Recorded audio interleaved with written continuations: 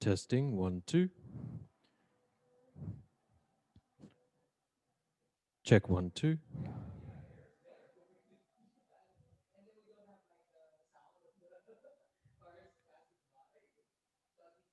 Check 1 2.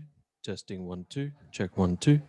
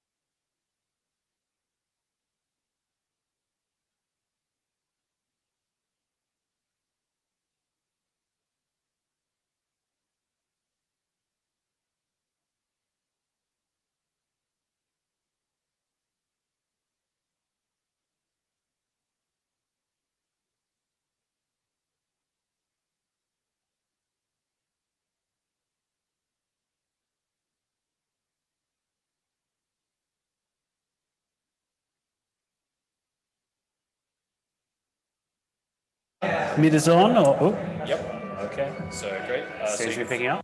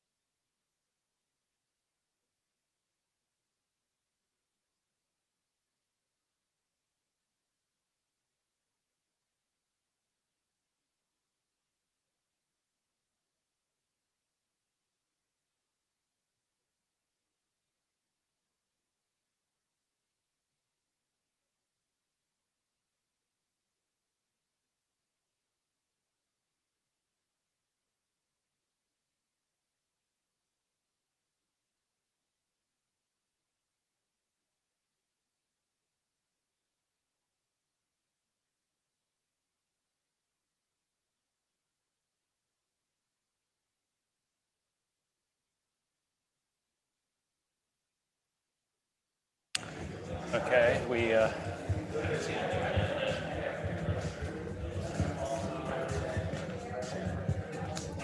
Yep, I'll just speak for a bit and you can do your hotness test. Yeah, just want to. So let's find out the speakers first to make sure it's okay on the actual screen. Yep. Okay. I'll just mumble to myself and sing or dance and I am on. Yep, I am. I can definitely hear it through here. So I'm definitely getting some. Getting anything? Yep. Okay. I'm in my natural range is probably about here to here if I'm speaking too much, like depending on emphasis. So hopefully that's not too hot. Is it good? No, that's all good. You're good? Okay.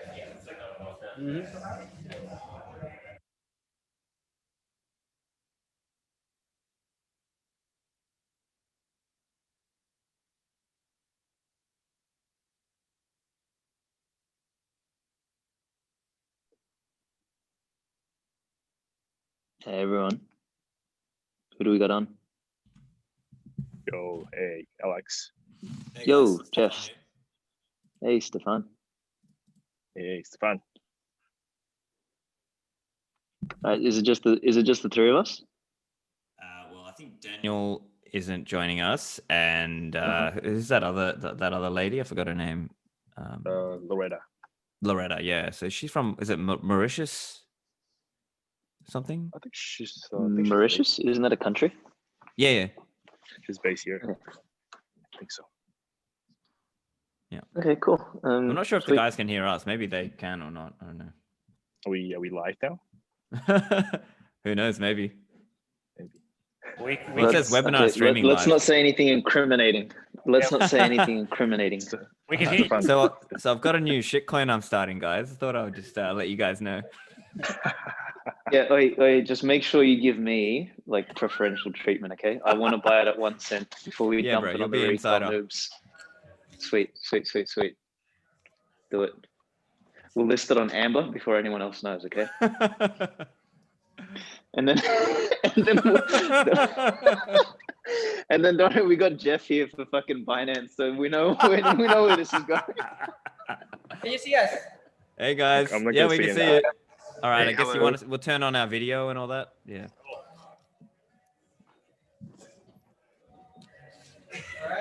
Hey, Stefan. Hey guys, how are you? How's the wine and cheese been?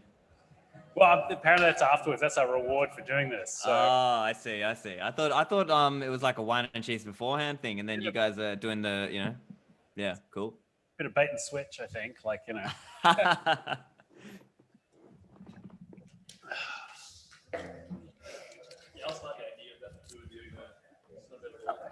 Yeah. Let's do that. Yeah.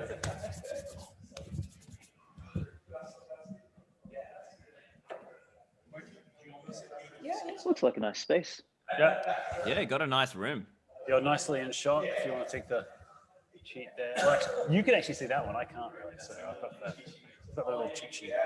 Yeah, I'm sort of stuck here. So you get to see there. Yeah.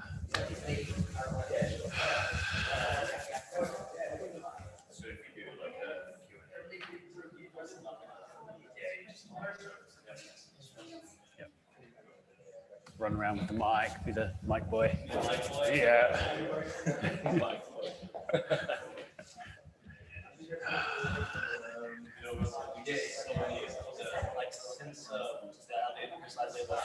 Yep. Yep.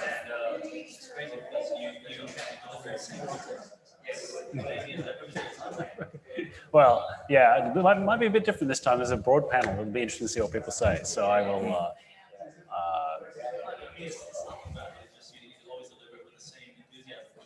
Well, it's exciting. This stuff is fun. It's like, yeah. I'm a bit annoyed because I didn't get my code finished before I had to come here, but it's all good. It will. It's just already. I'll give that one to you, man. I'll just have a look. I can see us. I can see Stefan. I can see a. Right. Oh, okay. Coming in late. Okay. Cool.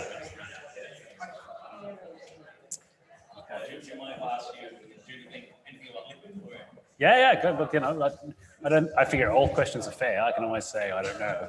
Um,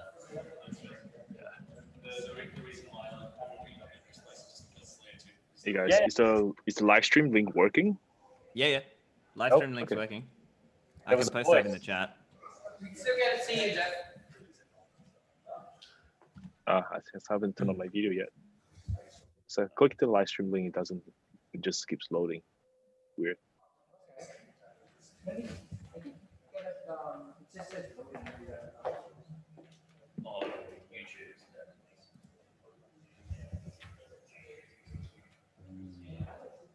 Thanks, Stefan. Yeah, no worries.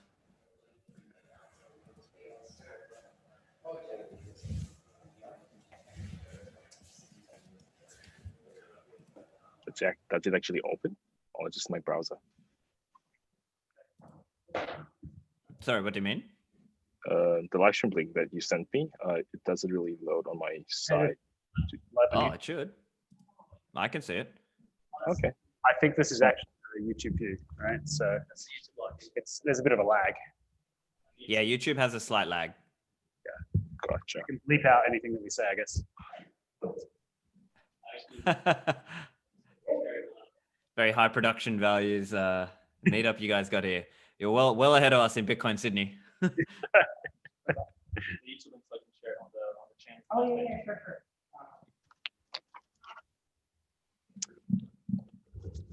I think Jeff's video is not on. No, yes. So next time I know that it's live stream, so that I can set setting as a local event. Yeah. I can set it as a live stream.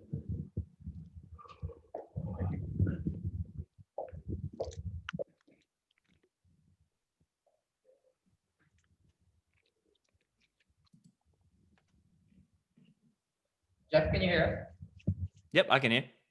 us? Just your video, Jeff, I think it's not Yeah. turned on yet. You're appearing as a disembodied voice. It's kind of creepy. There you go. Hello. Hey, Jeff. Hello. There he is. Excellent. Yeah, sorry guys, you're not gonna get Hello, video on my Alex. end because I'm on a phone, so you're not gonna get video on my end. My apologies. It's gonna worries, be a man. disembodied All right, voice. mate. We don't want to see you. I think we're Yeah, well, no one wants to see me because I'm running around fucking naked, all right? So I'm sure nobody wants to see that. Like, let's just. This isn't Ethereum, okay? Are we going to do the dance? I thought we worked so hard on this. We did, but we were too busy listing our new shitcoin. Okay. So Yeah, I've come up with a new shitcoin. It's called the SLP token. I know. I'm just ripping the Bcash one. Simple ledger protocol. Thomas is one of your advisors, right? So That's right. Yeah, you guys can all be advisors on my coin, and you can like come in early and stuff. Just help me shill it.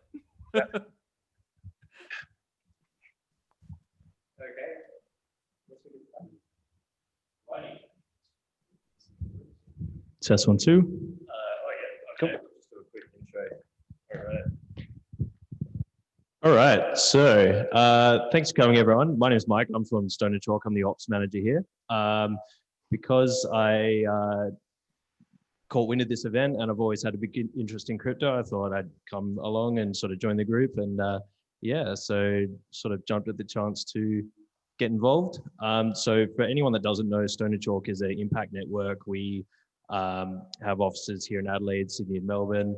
We're all about helping startups get connected to capital and expertise and industry connections, government connections, all that sort of stuff, training to hopefully succeed better. Our focus is in lots of different tech verticals. So obviously blockchain is one of them. And so it's quite an important one, quite an exciting one. So it's really great that we've got Invest by Bit here in Adelaide. And then we've got quite a few different blockchain companies in Sydney and Melbourne. And yeah, we're really looking forward to seeing, the sorts of things that come out of this area of the industry. And yeah, with that, we'll pass on to Jose. Sorry, man. No stress. Hey guys, thanks for coming. Lovely evening tonight, and we have lots of cool panelists, which are going to be discussing about the fourth epoch of Bitcoin. So what does that mean? It means that we've been about 10 years, a little bit more than 10 years since Bitcoin was, Satoshi published the papers and the first block was mined. And we are going to be part of the fourth halving right now. But before I start the panel, I would just like to say that if you guys are interested in all this blockchain stuff and smart contracts, there's a really big sort of smart contract summit. It's happening on between the 28th and 29th. That's going to be live streamed. So smart contract summit online. Lots of cool people like the synthetics guy from Sydney, Sergey from Chainlink, and et cetera, et cetera. Anyway, I would like to now hand it over to our panelists, and I want them to introduce themselves and tell them a bit about themselves. Oh, okay. I'm Rusty Russell. I'm an Adelaide local, so I'm actually physically here, which is kind of nice. I'm a coder. I've been a free software coder for over 20 years professionally. Most of that time was on Linux, and 5 years ago, just over 5 years ago, I switched to working on Bitcoin. In particular, I work on Lightning. I work for Blockstream. And yes, they pay me a small bonus in Bitcoin, which in the last 5 years has become a slightly meatier bonus, which is nice. And so I don't hold their coins, but I do hold Bitcoin. I think it's important people disclose their interests when you listen to them, so you can know their biases. But yeah, I'm technical. I'm a developer. So I look at things from a technical angle, not a business or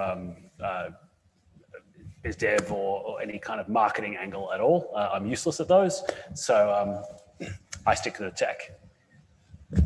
Thank you so much, Rusty. Stefan, would you please like to introduce yourself? Sure, yeah. So, hi everyone, my name's Stefan Livera. I am mostly known in this space as a Bitcoin podcaster. So I do a lot of interview shows just to try and help new Bitcoiners learn about Bitcoin. And, it's not like I'm necessarily the expert, but I'm a guide to help new coiner people learn about Bitcoin and from very skilled and very technical people.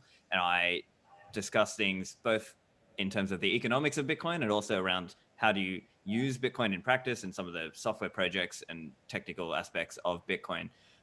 And part of my role is also just keeping Bitcoiners updated on things as well.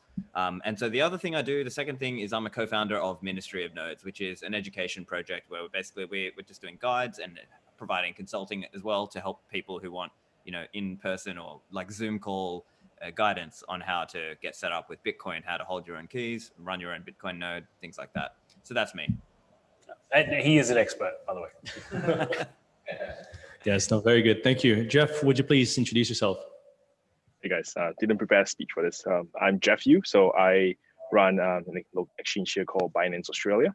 So we have like a zero fee deposit, AUD deposit in and out of Binance.com for Australian users. So we are fully Austrac regulated. We've been here since early 2019. So before that, I was involved in, I was a chief product officer for Travel by Bit, a Queensland-based crypto travel tourism company. So from there on, before that, I was also involved in just investing in cryptocurrencies and stuff like that. I mainly hold mostly Bitcoin, but I do also explore sometimes, experiment with other currencies and what other use cases those can bring. Perfect. Thank you so much. We were waiting on another guest called Alex. Alex is here. Alex is there. I couldn't. Or another Alex. I'm so sorry. I couldn't see you, you from the panel. Yeah, please, Alex, would you please introduce yourself? I'm Alex. Hi. I like long walks on the beach and nagging people about Bitcoin on the beach. I literally just walk up to them, kick some sand in their face and say, do you have any Bitcoin? And when they say no, then I make them download Amber and start DCAing into Bitcoin. That's sort of my jam. No, look, seriously, I sort of have a background in markets traditionally, and also just entrepreneurship kind of stuff. So I've always been in business. The only job I ever had was for Domino's Pizza when I was 16. I crashed the car twice and I got fired. And ever since then, I've been kind of making things up. And I've had some successes, had some failures, and really fell down the Bitcoin rabbit hole 2016, 2017, and decided to build a product called Amber, which is a dollar cost averaging app. It's Bitcoin only. You set it up, you link your bank account, you tell it how much you want to save, basically, daily, weekly, monthly, whatever, and it accumulates Bitcoin for you. and I'm a real sort of, I kind of sit more in the Stefan sort of bucket of I see this as more of a monetary revolution alongside everything else. And I'm quite adamant about that. And yeah, I mean, for those of you who have seen me on Twitter, you know that I can get a little bit brutal sometimes, but I promise I'm nicer in real life. So that's me. Perfect. Thank you so much. So as we see, we have a wide range of experts from podcasters to people that work within the industry to people that want to educate others about adoption. And so thanks for introducing everyone. And I would just like to ask now, what do you think about the current development and adoption of Bitcoin? First, I'd like to ask Rusty on a more development side on the progress thus far, and then I'd like to open the panel to anyone that would like to speak. Yeah, so development's always really interesting. I think a Bitcoin core dev said to me recently, it's kind of crazy that we're still in this experimental phase and yet there's billions of dollars sitting on it. So sometimes it can seem like development's really slow because obviously nobody wants to break things and go, oops, we should not have done that. Sorry for your loss, right? So Bitcoin has a reputation for being stable and secure and everything else, and obviously that must be maintained above all else. So the first priority is always stability and assurance and things, which means that sometimes things can move a bit slower than people would like. But if you're in the ecosystem, then you'll notice that it actually seems to move pretty fast. And the core of Bitcoin, of course, is the consensus rule that everyone has to agree on. So you can't just upgrade it. Everybody has to pretty much upgrade in lockstep, otherwise you'll get a fork. So upgrades are a pretty big deal. And they're only really done if they're ubiquitously seen as the right thing to do. So that process can take time. Everyone's got to figure out whether they like it or not, explore all the trade-offs. And once you've added something to Bitcoin, you stuck with it forever. So that process takes years. We're currently going through the Taproot upgrade process. We know what it looks like. We haven't figured out when it's going to be deployed and gone through those stages. But that's really, we're at the point where I think that's the next step. And that development has been at least 2 years in the making to make that change. But the core is not the only part of Bitcoin, right? So that once the protocol upgrades, then people can start using it. So then all the wallets and everything else can use the new features that have been added, and everyone can start, moving towards that. And that again can take years, right? Exchanges have to upgrade, and wallets have to upgrade, and people have to opt in to use it. And there's no point you upgrading if your friends haven't upgraded. So there's a bit of a chicken and egg in all those situations. So and by the time you finally upgraded to like the latest and greatest, something else has come along anyway. So there is this continuous development, and then there is layers on top. So obviously, I work on Lightning, which is basically a way of moving sats fast, effectively, and that can iterate much faster because we don't have to make large protocol changes at the base layer that everyone agrees on. You can run your Lightning node. I can run my Lightning node. If we both upgrade, then great, we can start sending stuff in a different way. So on that end, there's a lot of activity, and it's going really fast. In fact, to some extent, I dread the idea of Bitcoin going through a major upgrade because it's a whole new pile of crap lands on my plate. Here's all the cool new things we can do. It's like, no, I've got enough to do. So we're kind of glad that Bitcoin sometimes moves slowly because we're busy enough just keeping up with the stuff that we can do today. So I guess that's the overview. As you mentioned before at the beginning, we're in the sort of the fourth epoch. So we've had 3 halvings. The current block reward is 6.25 Bitcoin plus whatever fees are in the block. And that's worth a lot more than the reward was when it was 50 Bitcoin because Bitcoins are worth more. But this is part of the exponential decay, which leads us to eventually have a total of about 21 Bitcoins. So we're going pretty well. That's been, it happened. It was flawless. I remember the first one, everyone's kind of holding their breath, like, is this going to work? Whatever. But ever since then, it's kind of become like an excuse to party, really, rather than a cause for concern. So it was nice to go to the third one with basically nothing happening. Very good. Thank you so much. That explains quite a bit. I would like to invite anyone in the panel to speak. Maybe Stefan or Jeff. Yeah, sure. I'll offer a few comments. So in terms of where we are currently, I think I am starting to get a few more random DMs from people who might have listened to 1 or 2 shows and they're asking, okay, what do I do next? Things like that. So I'm starting to get a little bit of that. Even just anecdotally in my sort of more personal connections, I'm getting a few more people who are asking about Bitcoin and things like that. So to me, it really does feel like we're starting to get a few more people who are new and interested to come along. It's not like massively more, but it definitely feels to me like we're seeing more people who are starting to question a little bit more about this idea of, well, should I keep all my money in the Australian dollar or whatever? Maybe it makes sense for me to actually have a little bit of Bitcoin. So that's something I'm starting to see in terms of like application level development and stuff. I think we're slowly but surely starting to see easier multi-signature, which is a technology that allows us to split our keys, and that is slowly getting easier and easier to do yourself. Like where previously you pretty much had to use a provider for that kind of service to guide you through that service. So like Casa or like my sponsor, Disclosure, Unchained Capital, they offer that as well. We're starting to see that in new wallets. So for example, Spectre is one, or Lily Wallet is another one. They're starting to offer these kinds of things. And yeah, I'm also kind of excited about Lightning Network as well, right? So we're starting to see, like multi-part payment. We're starting to see a lot of payments go through really easily. So that aspect of Bitcoin is really cool as well. Although I think for the sort of short to medium term, I think the hodling story will be more prominent, like the savings aspect of it. But I'm also excited about the Lightning part too. That's very interesting. Very cool to see the technology going forward. Alex, Jeff, would you like to add anything?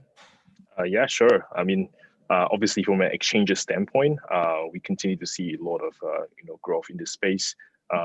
Especially since the early of the year when the whole COVID thing happened, we continually see more people pour into online sort of industries, and crypto exchanges happen to be one of the more popular ones. So in that sense, we are continually supporting users, learning from what they want and what they need. So as the user base grows, more people, we get more feedback and stuff.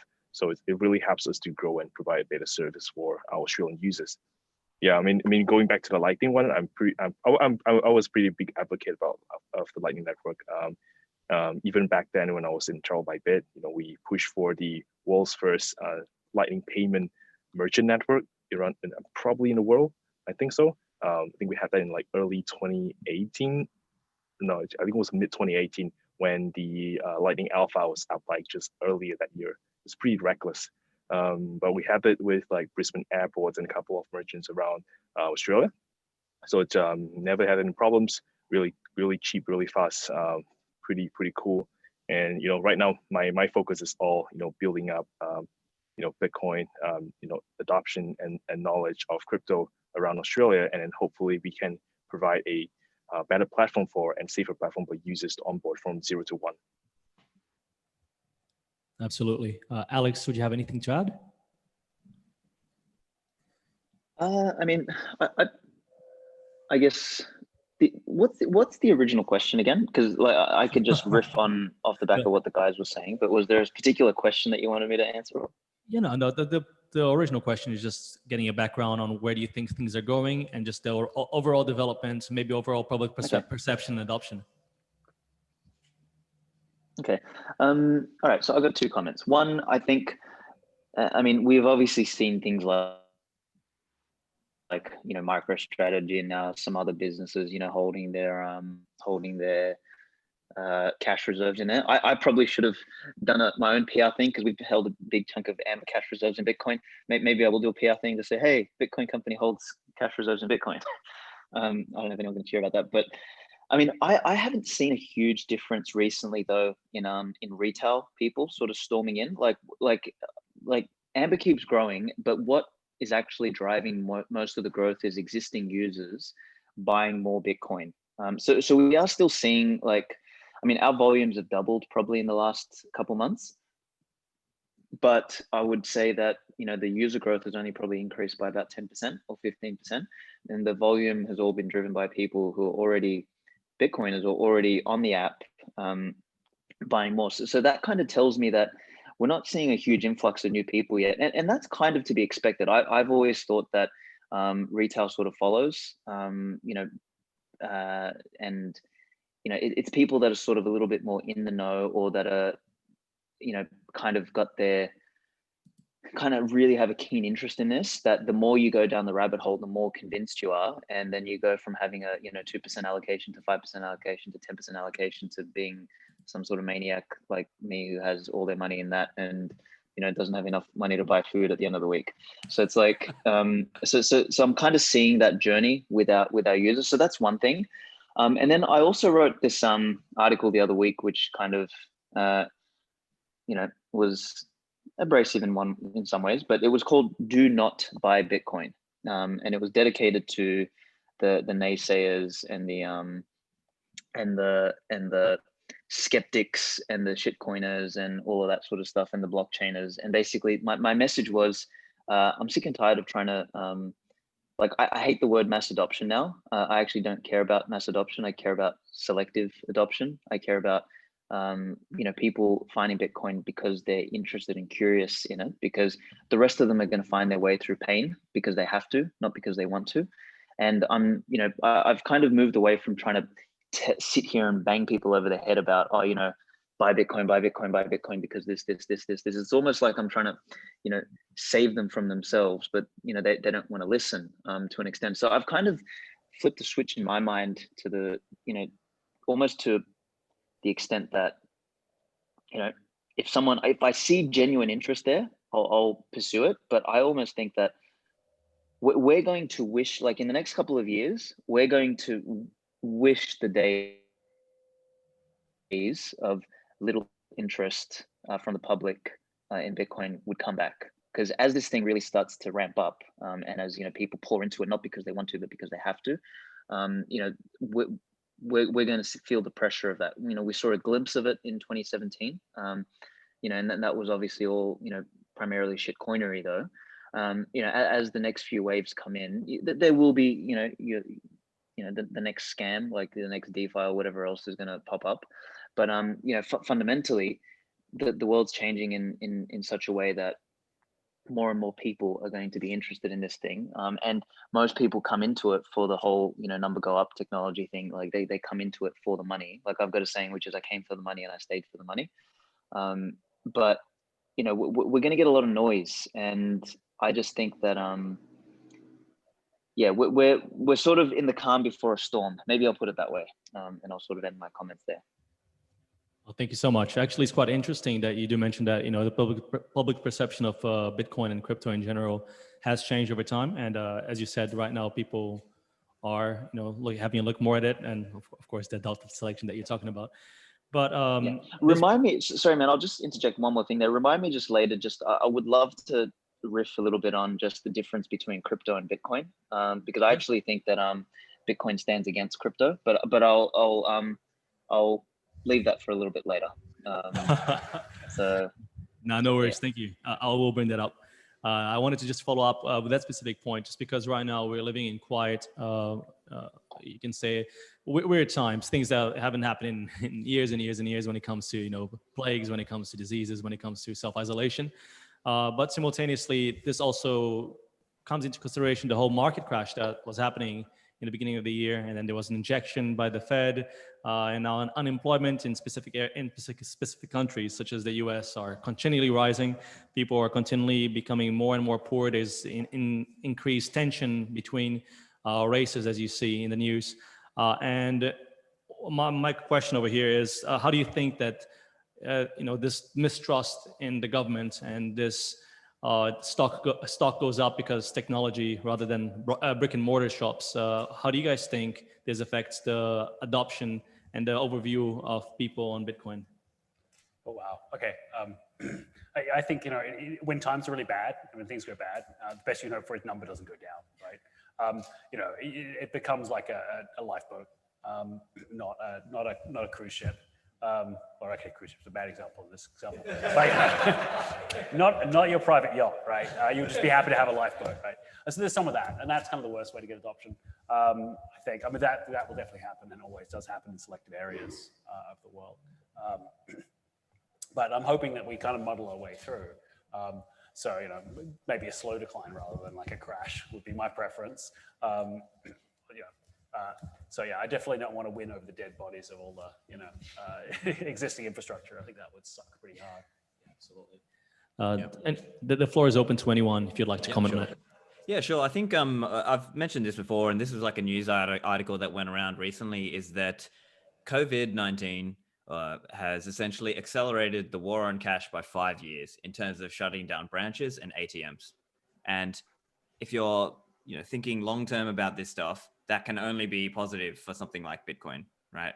Especially something like people being able to set up and take lightning payments and things like that. Longer term, I think you have to just, if you're just looking at that objectively, that is bullish for Bitcoin longer term. So that's one point. And I think also we are starting to see a lot more people have just distrust in institutions, whether that's the media, whether that's governments and so on. So we're starting to see more and more people questioning in one area of life. And now it's another thing where they might start questioning, well, once they're questioning on, okay, are the media telling me the right story? Okay, well, now what about my government money? And that is typically at least one way that people can start changing that switch in their minds as well. Also, we're all talking from like a more Western world point of view, but if you look on things like usefultulips.org as well, we're starting to see all-time high volumes hit in other areas of the world. So parts of Africa, parts of South America are hitting all-time highs in terms of peer-to-peer trade volume on platforms like Local Bitcoins or Paxful. And if you know how these platforms work, oftentimes they only do those trades for the first few. And then after that, they'll do the trade off the platform. So there's actually a lot more volume. It's like the tip of the iceberg, if you will. And we're starting to see stories now of people like in Nigeria setting up Bitcoin wallets and using that to try and save as well. Or, like to Alex's point earlier as well, people come in trying to speculate. They're trying to gamble sometimes. But then hopefully after that, they can sort of learn a bit more about what's going on and then actually start to learn a bit more about the principles behind this and become more of a fully fledged Bitcoiner is our hope anyway. So I'll finish my comment there. Yeah, actually, you actually touched on an interesting thing there, Stefano. So I was on a pod, the Bitcoin Beginners podcast or something yesterday with some guys, and we were just chatting about the whole have to versus want to scenario, and how there's a lot of us in the quote unquote Western world who we have the privilege now of having the want to position, right? Like you and I, or most of the people listening to this right now, don't really have to. Like one could argue that we can probably live with the amount of inflation. We can probably live with the cashless. Like you can probably get away with that stuff. Like if you can sort of drop your drop your standards, your values and your morals, around sort of freedom and ethics and all that sort of stuff. And we can probably get away with it. So we don't really have to do the thing with Bitcoin. Now, people that are in, places like your Venezuela's, like your South Americas, like your Africas, they're in much more of a position for the have to already. But what's interesting is that, this is almost like and I'm kind of riffing here, but it's, Bitcoin, there's always this argument about, is Bitcoin a payment system? Is it a savings technology? And, we all know, like for those of us with a brain, we realize that it's both. Fundamentally, it is both. It's censorship resistant savings and it's censorship resistant payments as well. So it is both fundamentally. And at some point, people like in the third world are already experiencing the have to for both the savings component, like the HODL component, and also the spend component. So they're already there. We in sort of like the Australian countries and the America and all that sort of stuff, we're actually going to probably feel the have to component of needing Bitcoin in the savings part first. But like you just sort of said, then it's going to encroach, like Bitcoin's going to become a necessity for payments at some point soon as well, because of the war on cash, because the ridiculous amount of stuff that's going to happen when it comes to like KYC for payments, and then probably what's going to end up happening is everyone's KYC details are going to be floating around on dark nets all over the place over the next few years because they wanted to buy a coffee at McDonald's and McDonald's had to KYC them or whatever the case is, right? So it's like payments and savings, like in the traditional sense, are being eroded. Like the very invention of money, like money is designed to be a mechanism for human beings who don't know each other to collaborate, and that is being eroded because we're enforcing these mechanisms that you have to fucking know everybody, and Bitcoin stands as this place where you don't need either of those. And again, it really those of us who want to, who are curious enough to figure this out now, we're gonna have an advantage long term, and that's perfectly fair, because we're willing to be,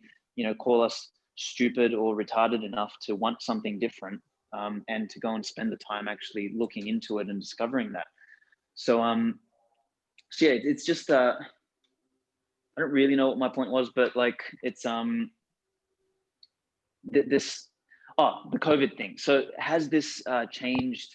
I think if we're looking on that spectrum between I want Bitcoin and I have to have it, I think this whole I mean, COVID, yeah, but more realistically, it's the reaction to COVID. Like, I think COVID's not really a problem. I think the real problem is the lockdowns and the reaction to it. That is what's actually probably accelerated the requirement or the necessity for Bitcoin, both as a savings technology and as a mechanism for payment and commerce and all that sort of stuff, more than just about anything else. So it's like the clowns running the show to an extent have done more for Bitcoin adoption than any of us could have ever done. But kind of like Rusty said, it's like it's not going to be. I also hope that it's not some grand collapse. And like, I mean, the thing is, the worst thing never happens and the best thing never happens. It's always somewhere in between, right? And and the somewhere in between is always really messy. So whilst you're going to have pockets of good, you're going to have pockets of bad. And I don't know, man. I just think it's going to be really tumultuous over the next 5-10 years as Bitcoin moves from becoming a luxury to a necessity, and that's really, I think, the vector that we all need to be thinking about when it comes to Bitcoin. Yeah, I think that's a really good point. And speaking about touch, that itself, there's a thing called Bitcoiners always say touch points. It's like most people would not understand Bitcoin the first time they hear or read about it, unless you're as smart as Rusty. But I think back to the point is that, okay, I grew up in Malaysia. So Malaysia is not particularly known as a country with very high political or financial integrity, right, on the highest level. So it amazes me that how easy is it to convince people why Bitcoin matters in Malaysia, or to my Malaysian friends, or to my family. But similarly, if I use the same points and I try to convince people that are living in so-called first world countries, it takes them a little bit more time. Because I even by talking to spotted stories about how Venezuela's their life savings, people's life savings literally got evaporated because of hyperinflation. It seemingly sounds like a fairy tale to a lot of these people that I talk to, and then they're like, "Oh, is it real? Is this even true? Is this even happening?" But I think it comes down to a lot of information asymmetry when it comes to this kind of stuff. So it is not our job to filter out what is good and what's bad happening in our world. But I think what is important for us to do is to sort of educate people in the capacity that they would understand or they would empathize. Because I personally, right, when I explain Bitcoin to people right now, I kind of see it from their background. What do they see as important in Bitcoin? Because I know that I may not be the first person that explains Bitcoin to them. I may be the first person that explains Bitcoin to them. It is not my job to convince them on the dot to understand the technology. But by creating some kind of touch point, maybe 2 months later, they hop onto Ministry of Notes or Stefan's podcast and like, holy shit, I get this. Or and then they download Amber or something, right? I mean, I think it's a touch point. And then even like back in the first time I heard about Bitcoin was also something similar, right? It was back in the Cypriot bailouts in 2013. I was like, oh, people can actually get their life savings confiscated by the government. Like, how cool, right? And how bad it is. And that's where I knew about Bitcoin. I think I shared Bitcoin ELI5 on my Facebook page back then. No one cared about it. Didn't even get a like. But that was like 2013, so expected. No, that's absolutely cool. Yeah, as we see Bitcoin and blockchain in general, but particularly Bitcoin, just because of the panel's name, is its mass adoption and its name in the media. Obviously, not as high as it was in 2017 when the big bubble happened, but it's a pretty common name now. When you say Bitcoin to someone, it's likely that they know what you're talking about, or at least they know, oh, that online money, right? They That- think they know. They what think you're they know. talking about, So they'll go, oh yes, that online money, the one that went down. But as this is happening as well, we see a lot more institutional adoption from places such as Grayscale, for instance, where they do have a fund for crypto as well as Bitcoin. I would like to understand your perspective as this is happening, as more as institutional adoption is happening. Do you think that's a positive thing, or is that a negative thing as the ecosystem grows? I think the more players ultimately is good, but no one can deny that there is some kind of a concentration risk for the Grayscale holding that much Bitcoin in one place, because that's what happened to gold, right? When people talk about gold confiscation, it's not like the government went door to door and confiscate everyone's, and melt their jewelry and stuff. They just went to central gold clearinghouses and basically confiscate the whole, or confiscate all the gold that is in there.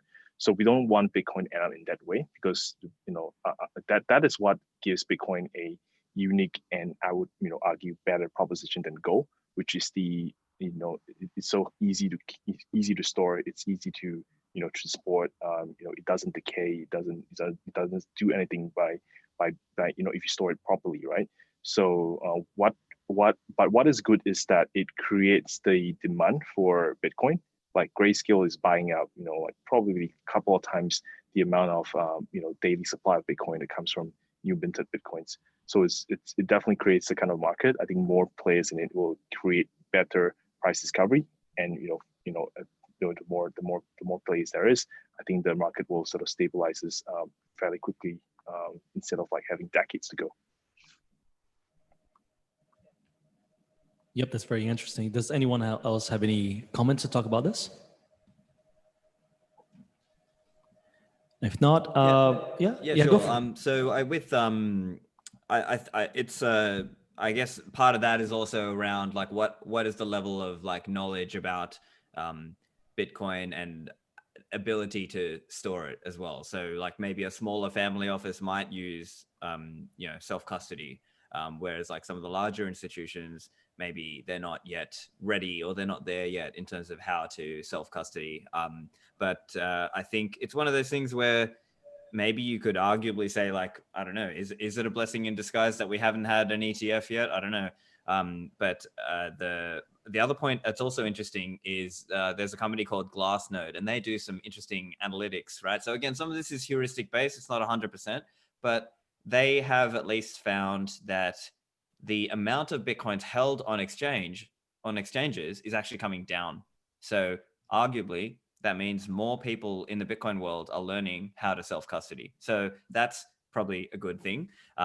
But it is a cycle thing. So there'll be a whole bunch of new people who come in, and those people won't be comfortable to self-custody. And so that's part of our kind of job as well, is to teach them that and how to self-custody. And I think many of the, probably my fellow panelists and many other kind of hardcore Bitcoin people, part of it is we see it as part of our job is to teach our family and our friends, hey, here's how you can learn to be more sovereign. And that's kind of the message of Bitcoin. I mean, previously what's happened is people steal their coins and then they self-custody. So it all works out. Yes. Well, as the network expands, as business adopt these new technologies, you can make a direct comparison, I guess, to the cliche, the internet, right? As it was back in the 90s, or even as in the early adoption ages of the internet. No one wanted to use it, or the people that did use it, they use it for email, they use it for specific purposes, and news agencies were like, oh, the internet, who would want to use this? How would you remember this, large email with an ad in it? Who uses that? But the reason I bring this up is just because in order for a technology to really be applicable or be adopted in the real world, they would need to be properly scaled and sufficiently user-friendly so that anyone really can utilize it. I made a comparison over here in the Q&A that some of you guys got to the Ethereum, right? So that as Bitcoin grows, and as it grew in 2017, and we saw those massive fees for any sort of transaction, we're seeing them right now in Ethereum, where any transaction, you're paying a good 10 Australian dollars or even 50 Australian dollars if you want to do like a swap or something like that. So I would like to know from your perspective about the current development of layer 2 solutions, whether they be state channel or side channels, and how you think that we can mitigate this, both as developers or advocates, for the adoption of Bitcoin. Okay, so let's step back a bit. So Bitcoin has a fairly simple monetary theory that goes, it starts by printing a lot of money and it cuts, it halves that every 4 years or so, to the point where there'll only ever be 21 million Bitcoins. And then who pays for the network, right? Who pays for all the miners to do stuff? And the answer is fees, transfer fees. So when you want to transfer some Bitcoin, you pay a fee, right? And for a long time, the fee was de minimis, like a few Satoshis was enough. But the blocks have a limited size. They can only basically be, originally they can only be a megabyte in a block, and that means it's a bidding war. So when it's crowded and everyone wants to get in, and you're in a hurry, you've got to outbid whoever else you're bidding against. And that fee pressure is required in order to create an economy. Otherwise, miners would just take, otherwise you end up with this continual slide to zero on fees, and you would never be a self-supporting network. So from that point of view, as a Bitcoiner, fees are good. Like, it's good that market emerges, but as a Bitcoiner, you're always like, hope it doesn't happen today, because it's like, I want to send money now, right? But the long-term plan is that Bitcoin will be fee supported, right? So we're in like the Satoshi's free giveaway stage of Bitcoin, right?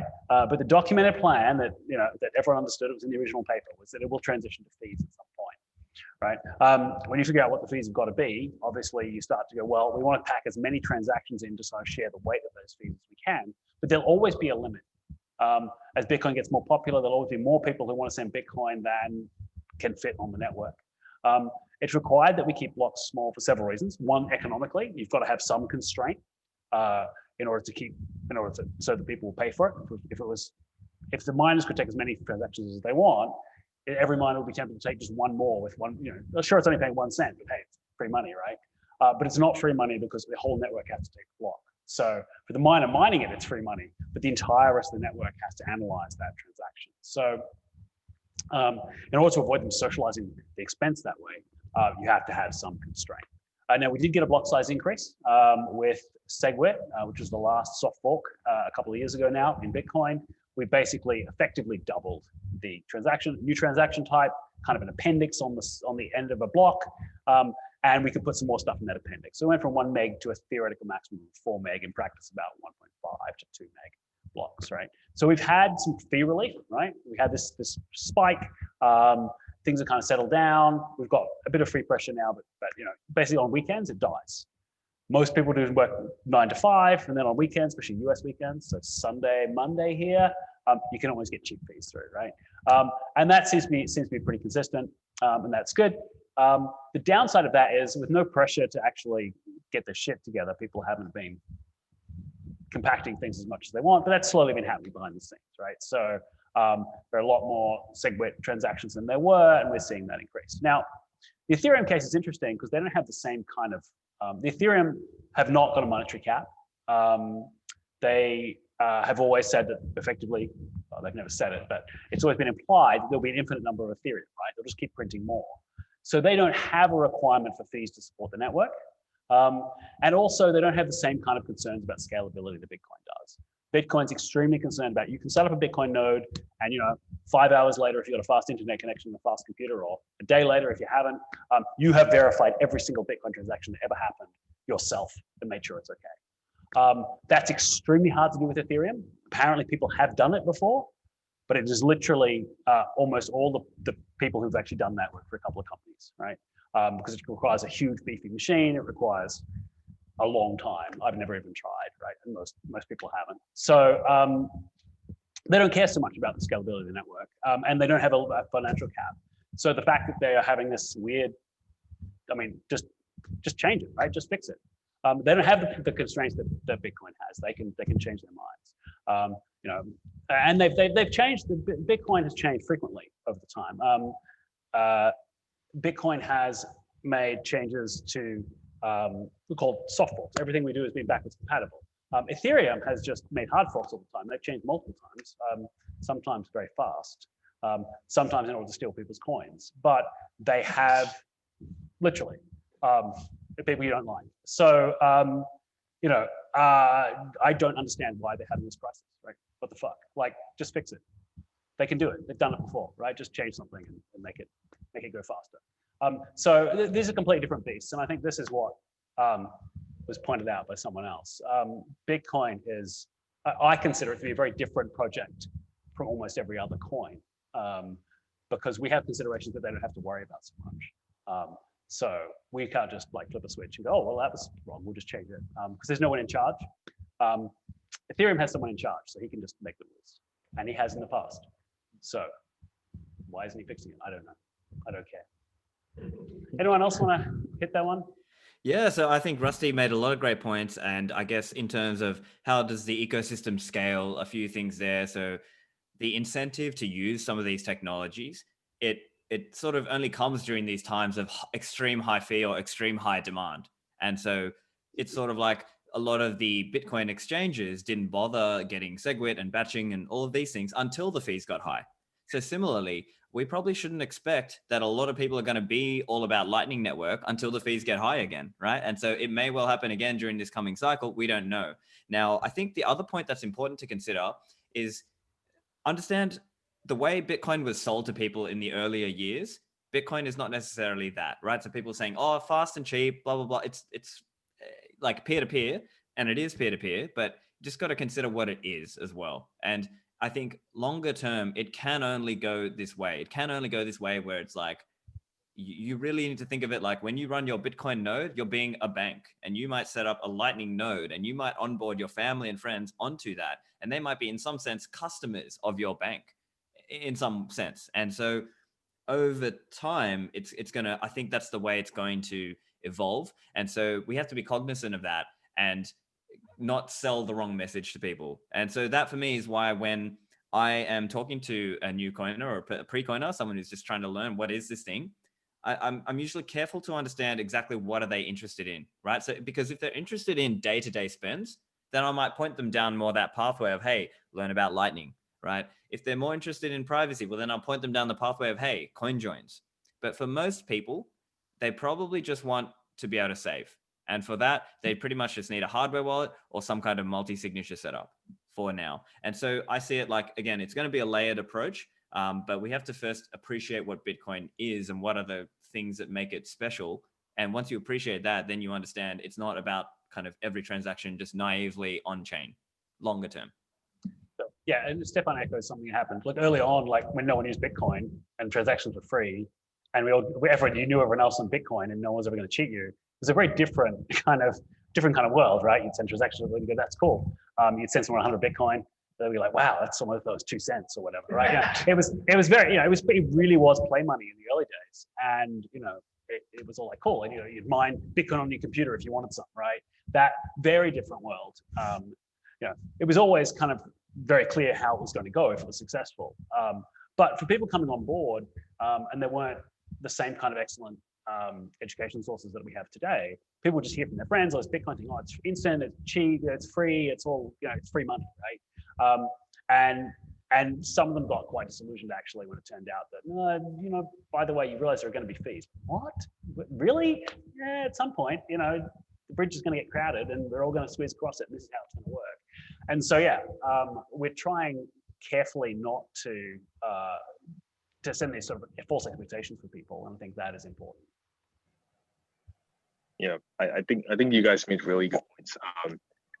Maybe I try to explain it in a more these are very technical, right? I'm explaining in a more beginner friendly way. So it's all about trade-offs, right? If by the way, I quit the other chat because my battery ran out, so I'm not on my phone right now. So Bitcoin is all about trade-offs. Like everything in crypto is about trade-off. Nothing is free, right? So I can make an analogy, right? For example, tanks are slow. Like you can make a tank fast, right? Just strip off all its armor. You can have a fast-moving car with chain wheels, right? But at the end of the day, you need a tank for reasons, right? The reason why people design a tank to be tanky is because it's supposed to withstand, a higher sort of, beating and stuff. But if you want something really fast, you build a jet or something that goes super fast, right? You want to choose you probably don't want to choose some super high tanky material. You wanted something really lightweight, so you wanted to go fast, but there's a cost for going fast, right? If that jet crash into something or hits an engine, it's really just bust into pieces. So it's all about balance, right? If you want to, like, for Bitcoin, if you're looking at it from a monetary standpoint, you want it to be secure. Like if you have all your life savings in some asset like Bitcoin, you want to make sure that it doesn't get into a vehicle that goes really fast, and once something happens, you lose all your money, right? So like I would say that everyone is free to explore, right? In the decentralized world, people have different opinions and free to have different opinions. So people want to put their money on different blockchains and versions of Bitcoin and stuff like that. It's fine, right? But at the end of the day, everyone needs to know what is the trade-off. I think that's one of the most important things that people should consider and sort of factor into their decisions when they look at all those crypto assets out there. Yeah, we used to have a saying, I've just learned about Bitcoin and I'm here to fix it, right? Which was very common, like especially for developers in the early days. Oh, cool, it's like, oh, hold on. There are good reasons why it's built like a tank. Now, actually, this is a great segue to the question that Alex wanted to bring up earlier, which is what is the difference between Bitcoin and other cryptos? So, Alex, would you like to begin the conversation? Oops, sorry, I was on mute there. Yeah, I think that is actually a really good segue, because I think touching on what Rusty mentioned earlier is that, Bitcoin, like the way I generally try and define Bitcoin is you've got this monetary unit, which has some, incredible attributes, like it's uninflatable, and unconfiscatable, uncensorable, and all that sort of stuff. But you've also got this network that, it achieves autonomous consensus. Like there's no dude running the show that we've got with Ethereum, or literally it's not most other things, it's every other thing. Every other network is run by fiat. So in my mind, and I did a little video about this about a month ago, where I kind of, I was inspired by a friend of mine who was trying to tell me, but yeah, crypto and Bitcoin are the same. And I was like, no. And it sort of riled me up a little bit, because I see Bitcoin as a kind of like a sound money, sound economics revolution. Like it represents uninflatable money. Like the maybe a better way to frame it is like the two innovations, the digital scarcity and autonomous consensus. Like those two things, like this network that runs without a fucking leader, and this unit that cannot be inflated or censored or any of that sort of stuff. And that's such a profound innovation, or a profound invention. And that is, like, to use Peter Thiel's vernacular, that's the 0 to 1 event that happened. Now, all the other stuff that's coming after it is literally just fiat, using elements of my technology that look perhaps similar to Bitcoin, but in reality, Ethereum is much more like the Federal Reserve than it is like Bitcoin. It's much more like the ECB, probably, because it's more of a bureaucracy than even the Federal Reserve. So it's like all like Ethereum and every other shitcoin network out there, all they represent is the argument that says, oh, central bankers and governments are bad because they're just old people that don't know how to do it. We know how to do it better, so come and put your trust in us to run the new financial system. It's jumping from the fry pan into the fire. Like, I would even argue that the existing fiat dumpster fire is probably got some more checks and balances than the Ethereum side of things. So at least from a savings perspective, it's probably better to be in fiat. Maybe, one of the benefits from, the Ethereum and the shitcoinery and all that sort of stuff is that, you get more flexibility in, moving money around. So maybe it's better in the actual, transmission of money. But the thing is that they're both, like I said, they're both fiat things. Like crypto is fiat, and I'm adamant about that. It's got nothing to do with Bitcoin's raison d'etre. Like it's like Bitcoin's reason for existence is to give us a monetary unit, a network that is uncensorable, autonomous, etc. And that coming back to Jeff's point, there comes with its own unique set of challenges. So then treating it like people want to treat, Ethereum or the next fintech app is ridiculous, because that's not what it is. People need to understand that. And again, I come back to this whole thing is people will understand that when they're curious enough to understand it, or when the pain sets in, i.e. when Bitcoin is worth a couple $1 million, for example, and their savings have whittled away, where they can't afford to buy bread, or whatever the case is. When they have to, unfortunately, they'll end up doing it. But that really comes back to now, people's intellectual curiosity, or their propensity to be skeptical, or to be someone who wants to think about their long-term wealth and prosperity. And so yeah, so I don't know if there's another way I can frame that to help people digest it better, but I really don't see a similarity between crypto and Bitcoin outside of some maybe technological similarities, but their reason for existence in two different universes, and that's why I'm such a Bitcoin advocate. But I could not care less about crypto or blockchain or DeFi or any of that stuff. Like, I've blocked it all from my world, because I just don't care about reinventing the house of cards that we currently live in, and just giving it to a few nerds who think that they can run it better because they've given themselves the moral authority to run their own financial system. Like, it's like, it is no better, and in fact more risky and more stupid than what we've got in existence today. So anyway, that's sort of my position on that. Would love to hear people's feedback on it. Yeah, and I'm very much in agreement with Alex. I'm also in the Bitcoin only camp as well. I think the easiest way to think of it, or at least the way I explain it, is I think the monetary network part of Bitcoin is the first part to think about. The technology is great, and I obviously on my show I often talk about it and I try to help teach people about it, but I really think the money part comes first. And we've got to get the money right first before thinking about like DeFi and fancy other things. Because in practice, what happens is it ends up being a bunch of insider nerds dumping on a bunch of degenerate gamblers, basically. Like, if you look at kind of the famous chart, which is known as the shitcoin waterfall, you kind of get that whole so you get kind of these insiders dumping on retail, basically. That's kind of that was like the dynamic a couple of years ago. Now, when it comes to kind of crypto nowadays, you've also got to think about how many people really are using it who are, put it this way, who are not developers and who are not full-time users. Like, for example, there are lots of Bitcoin users who are not full-time Bitcoiners. Why? Because it serves a purpose for them. They can do international remittance, they can save, right? And so there are people, there's a real network effect growing here. So I think that's probably the key part that I would try to get you to key in on that, or zone in on that example, because it's really about the monetary network effect that is growing over time, and we're just really super early. That's all it is. I see it. I don't see it from a monetary point of view. I see it from a development point of view. Bitcoin it follows a long chain of people trying to create digital cash, like developers trying to create a digital cash system. There have been systems before. They all failed for different reasons. The one prior to Bitcoin, DigiCash, really failed because it was centralized, and that was the main lesson.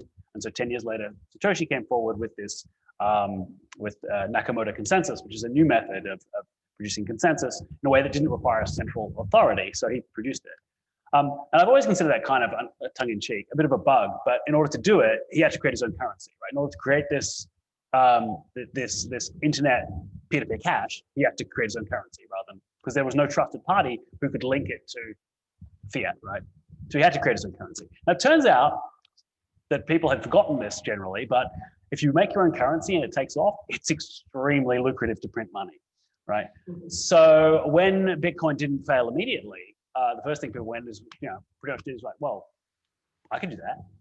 And so you got this the first wave of altcoins, basically going, you take it and you change the name. There's actually a website called CoinGen. You put in the name you wanted, and it would basically give you a copy of the Bitcoin source code with all the names changed to whatever you wanted, right? So, and you could even plug in a few different options and stuff. So you could print your own coin, right? And then you just convince all your friends to buy it and sell on them, and it's fantastic, This was the first wave of crap coins. That started to run out of steam, and they got more and more sophisticated as they went around. Because the incentives are different. The incentive for Bitcoin was we're trying to create digital cash. There's a group of people trying to get this to work, and it wasn't worth anything. For the first year, it was the main competitor to Bitcoin in the first year was SETI at home, right? Because you could either mine Bitcoins with your computer and they'd be completely useless, or you could search for artificial intelligence, or for non-terrestrial intelligence and also fail. So, because if you mine a Bitcoin in the early days, what would you do with it? Literally, you could do nothing with it. Maybe you could convince your geeky friend to also mine Bitcoin, and then you could send Bitcoin to each other. Literally, that was where Bitcoin came from. You can't reproduce that. Having been successful once, any developer goes, I've got an idea for my own coin. Even if they were completely, other than the fact they'd be aware, and if it works, I'll be a billionaire, right? It perverts the incentives. And it does mean that everyone around them, even if they were an absolute saint, we'll be on board that, right? They're pumping and dumping in the whole thing, right? The other thing is that then developers need control. The developers have to, because if you just create your Bitcoin clone and you dump it on the market, it crashes. You've got to promise something. Because don't judge it by what it is today. Judge it by what it's going to be tomorrow. Proof of work, we've got a time bomb in there. It's going to be proof of stake. It's going to be the world computer. It's going to be distributed to Facebook. Give them promises. Promise them everything. And the only way you can keep those promises, of course, is to keep control. As lead developer, you have to stand out there and tell them what's going to happen and how this roadmap, you've got to keep the roadmap going and all this stuff, right? That is the job of a shitcoiner, is to promote, right? Bitcoin has none of that, for better or worse, right? What you see is what you get. Sure, there are some refinements we can do. We can tweak things, but it's pretty much going to be exactly the same in 30 years' time as it is today. Some optimization stuff, sure, and there's some nice tricks we can do, but it's still going to be 21 million coins. It's still going to be 10 minutes blocks. The blocks are not going to be that much bigger. We've probably squeezed some more stuff in there. Maybe we'll get a block extension, but what you see is pretty much what you get. And there's no one in charge. Satoshi, we don't even know who he or she was, vanished. There's no one really to have the moral authority to stand up and say, it's going to go this way, we're going to change it, right? It's got to be done by consensus. So when people say it is a completely different beast from all these other things, that's what they're talking about. The incentives are completely different. With any of the other coins, you can find the person in charge and you can convince them to do the thing. And if the thing makes them money, they tend to do it. Or if the thing prevents their friends from having their money get stolen, they tend to do it, right? Bitcoin, there have been some terrible mistakes in Bitcoin that have lost people serious money. We never forked the coin or tried to get it back or sorry for your loss, dude. Try not to do that again. For better or worse, in some ways, it's safer holding Ethereum. If you lose enough of it, they will fork and get your money back. Seriously, because that's what's happened in the past. Whereas if you lose your Bitcoin, there's no one who can fix it for you, right? Although to be fair, in the past, there have been people who've massively screwed up and paid huge amounts in fees, and miners have generally actually sent those fees back to you. Like a miner mines a block and goes, whoa, instead of 25 Bitcoin, I got 250 Bitcoin, right? Because somebody screwed up, made a horrible typo in the early days when it was all manual and managed to screw up their fee calculation and pay this massive amount. In every case that I'm aware of, the mining pool actually paid that money back to the person. But no guarantees. They could have gone, thank you, that was awesome. Thank you for your donation. That's a great fee, right? In fact, there are locks on Bitcoin Core. It won't do exorbitant fees by default. But you can force it if you really want to. You can do it. So, but really... I think Rusty, I might just say something. You touched on something really good there is I think you're literally defining from a developer's perspective, but you're defining the economic concept of free market versus a controlled market, literally. Yeah, absolutely. Yeah, so I'll let you finish. I just thought I'd just throw that in there. I thought that was kind of cool. I'm going to go into irrelevancy soon, so I think that's good. Yeah, I tried to keep that rant fairly controlled. There is a very not safe for work way of describing the Bitcoin altcoin difference. Maybe afterwards over a glass of wine, I can tell it to you.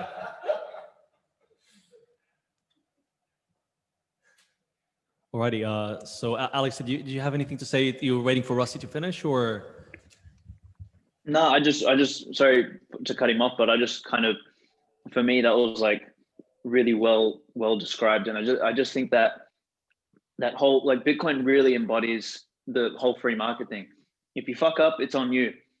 If you fuck up and someone wants to sort of remedy the fuck up, it's on them. Like, they can do it, but they don't have to. Like, there's no God or Grand Chancellor, something like that to like decree. Like, this is literally, again, comes back to why I said, Bitcoin is this organic thing, which has the two inventions of digital scarcity and autonomous consensus, or this thing that runs without a headmaster. And that is like truly the first time we've been able to create this thing that's it's as close to nature, it's as close to organic, it's as close to free market as possible. And we're seeing how robust a creation like that can be when it's let out into the wild. And it's really proving, that is, quite likely the most robust way to do anything, particularly the mechanism via which human beings cooperate, which is money. Like, we can't cooperate in any other way. Like,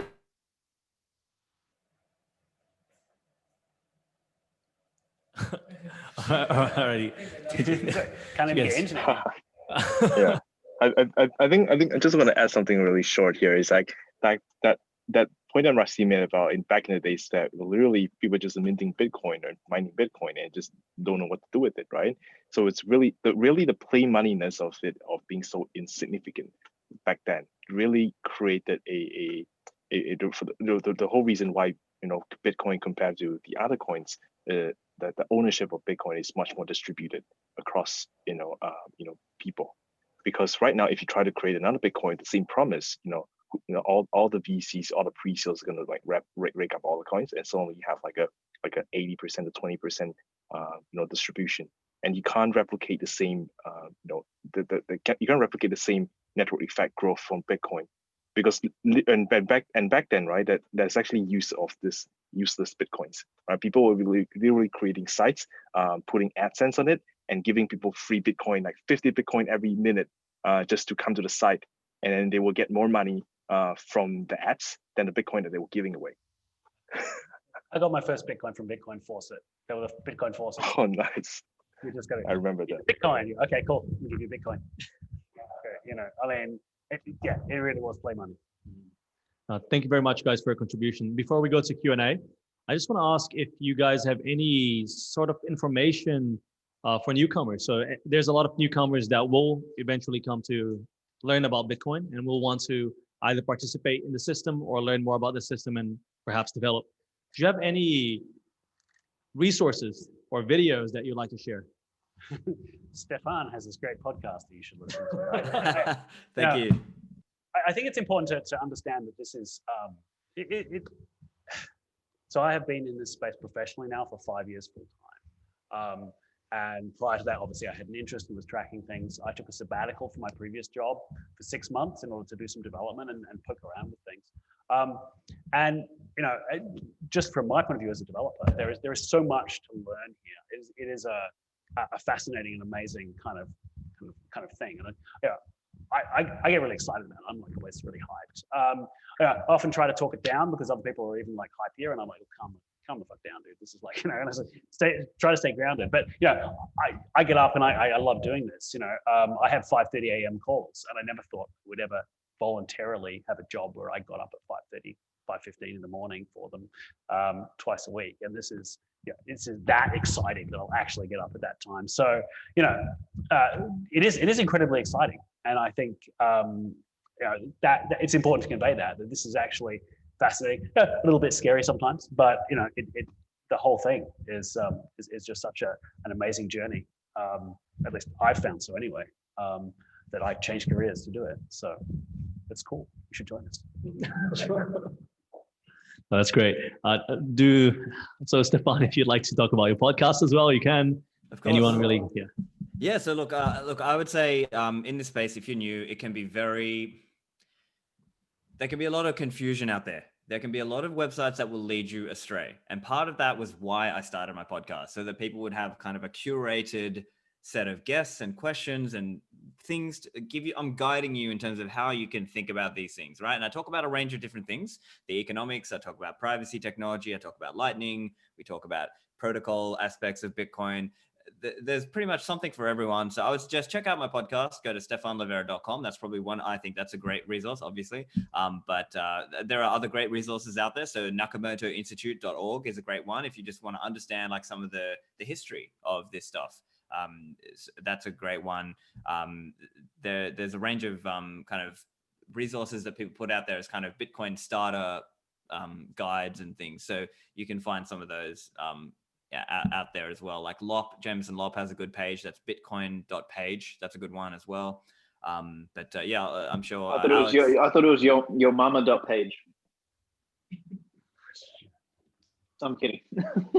I'm doing about Lopp. I'm just being a smartass. Not your mama's page, right? Yeah. Not your mama's page. I'm kidding.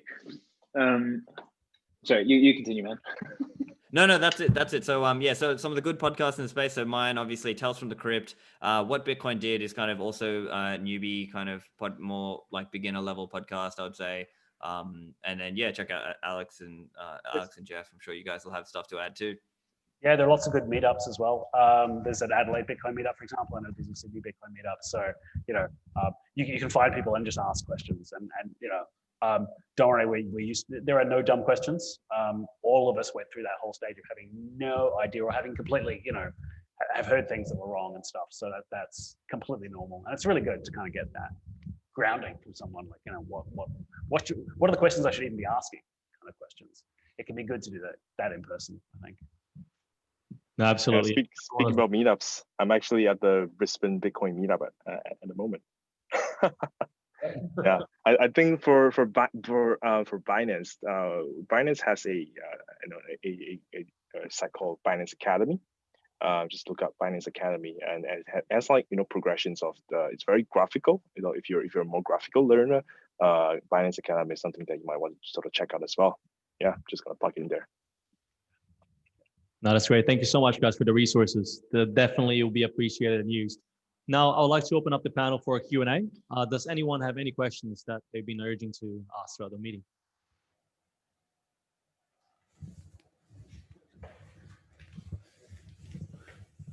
Thanks. It's a long-winded question, but listening to the panel here, I think it might be worth kind of running through it, because I think you might have some insight on it. You know, the background for Bitcoin was, like you're saying, DigiCash or online cash, you know, micropayments. There was nothing available on the internet at the time. The whole cypherpunk background to it was someone needs to invent this. Nakamoto came along and said, I got it, and ran with it.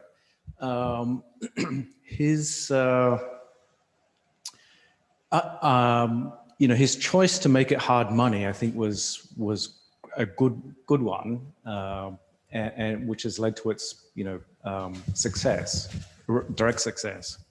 Yes, no? I would argue with that, but okay, good. Keep that in mind.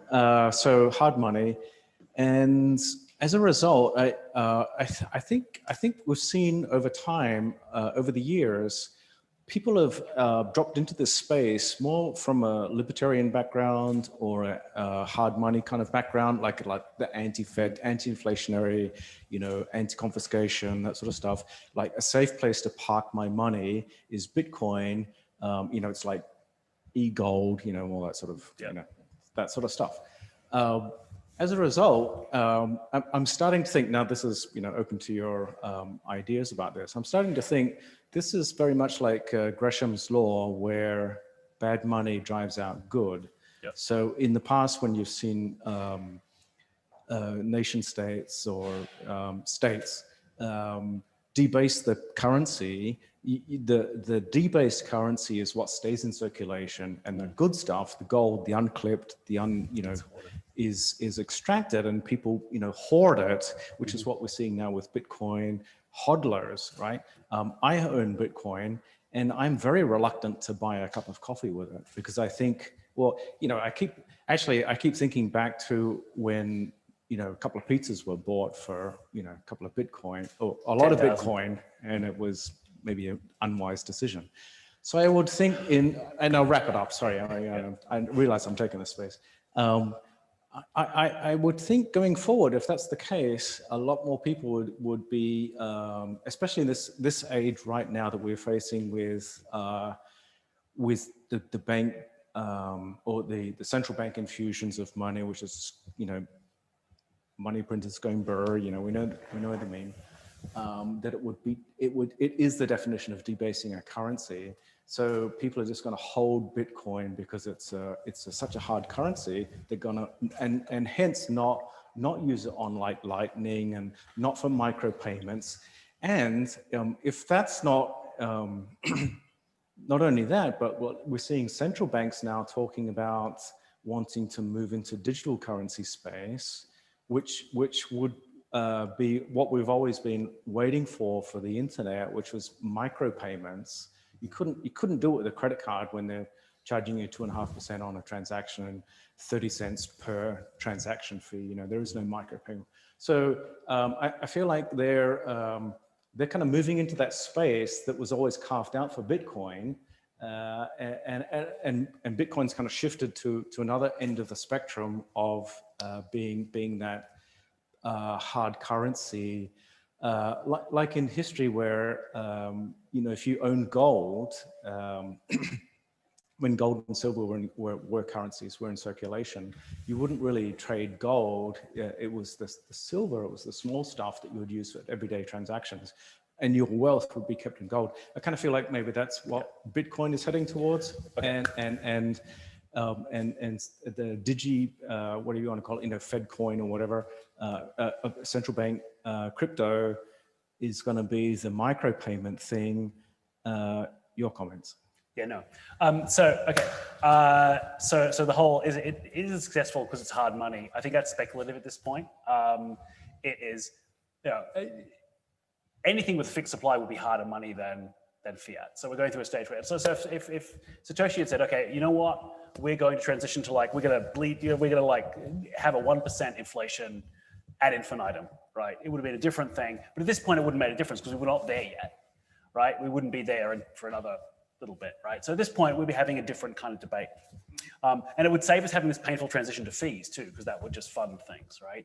But he or she did choose that it would be funded by basically transfer rather than a broad wealth tax, which inflation is.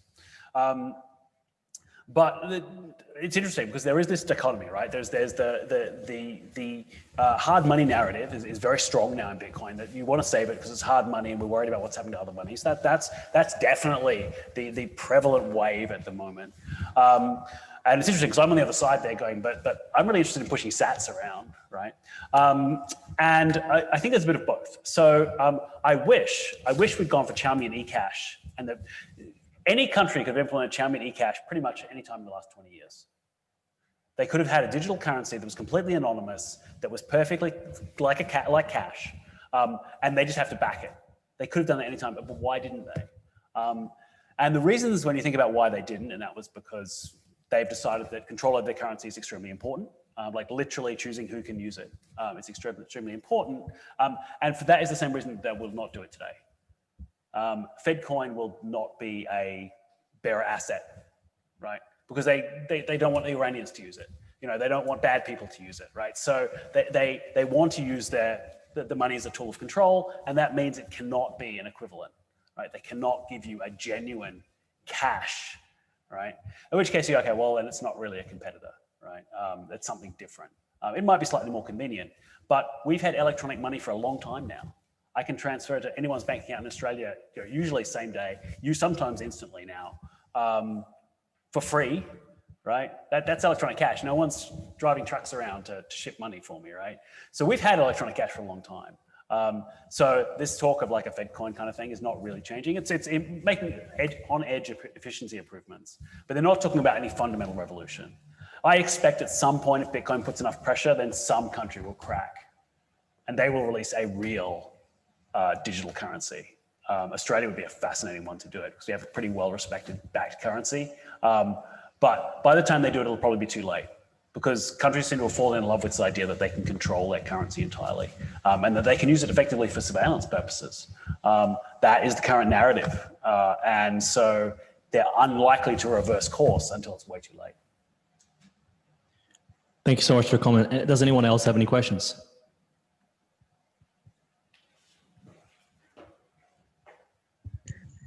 I've got like a bazillion questions. Okay, I guess the question I want to ask is, can you foresee a future where... Yes. Okay, good. Yeah. Where governments might adopt a Bitcoin standard rather than like something like a gold standard? So that is, that's a very good question. I'm tempted to like punt that to Stefan. Yeah, I think you can definitely imagine it. Then the question is like, how likely is it? There's something that I learned in the Linux space where I worked for 20 years before this, right? That when you've got what is effectively an open standard, it's the second best thing to have. The best thing to have is your own standard and you own it. But the worst thing to have is have your competitor own it.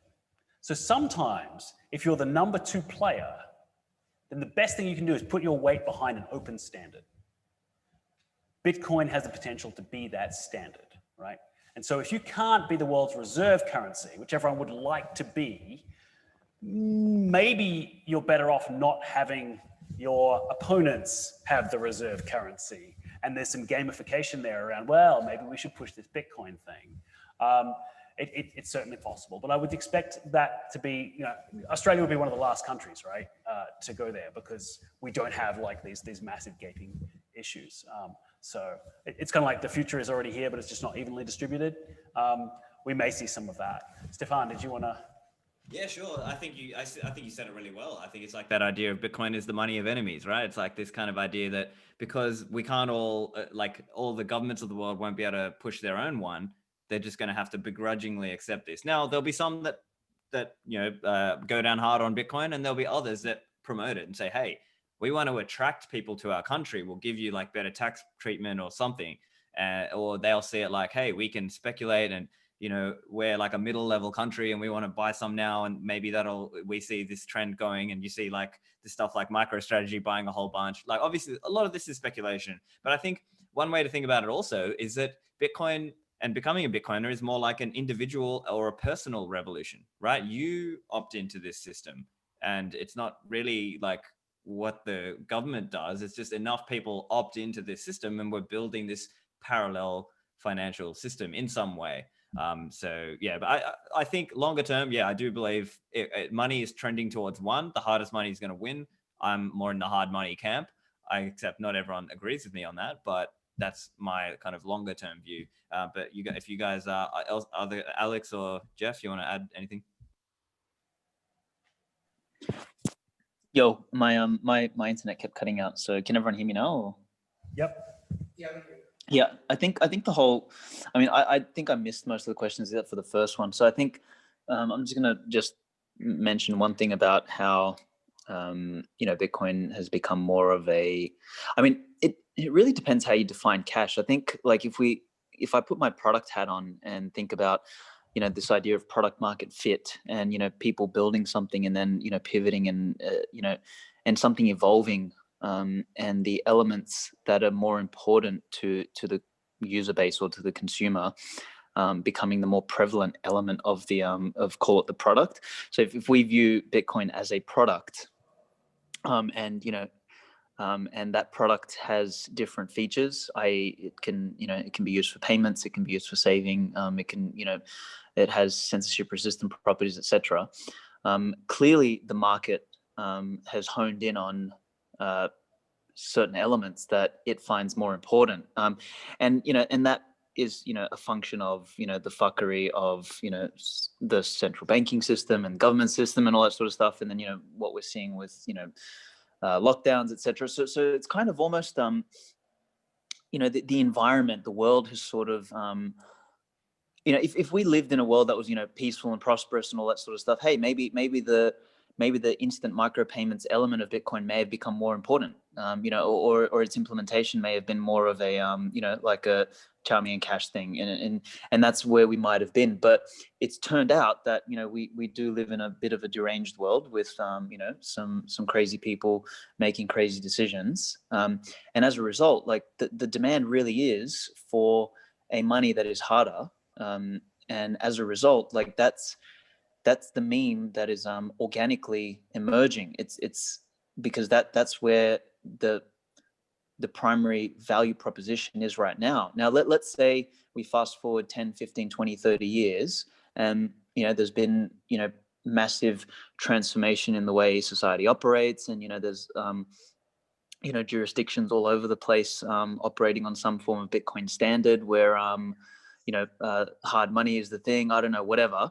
Let's say we things happen over the next few decades. Well, then guess what? Maybe the element of Bitcoin that'll start to become more important may be abstracted layers like Lightning, where payments and micropayments and all this sort of stuff start to become more important. And that's the beauty of a free market, is that when something is fundamentally free and open, it solves the problem that's at hand first, and it fills the gap. It's kind of like water filling, the areas that are, what's the word I'm looking for? That are, it's kind of gets into all the cracks and crevices, right? So like it'll fill those problems first, and that's just where we are, I think, in the broader geopolitical scheme of things. And I'm honestly grateful that that it's come about, because I really don't know, had it not been for Bitcoin, like what we're gonna do. We'd all be a bunch of weirdos fucking hoarding yellow shiny rocks and hoping that Uncle Sam, or whatever we call our uncle here in Australia, doesn't come with a few guns to take that. So it's a really strange time, and it's just, I think Bitcoin is really what you make of it, and it's what's being made of it is what's most important right now. I'm happy to have more time to finish developing the Lightning tech, so it's ready for, and everyone goes, right, now we've all got Bitcoin, what do we do? Aha, well, awesome. You no longer need to trade it in and out of fiat to transfer it to each other. You can do it this way. So we'll be ready for that. Indeed. Well, this is why I hope that things take longer. I genuinely hope that things take, another decade or so. I'm willing to wait. In fact, there's one thing, that, the proverbial, whole thing about low time preference, if Bitcoin's taught me anything, is like, everyone sort of wants this adoption now. They want it to pump now and all that sort of stuff. And yeah, that's fine, but I don't mind if it just stays where it is.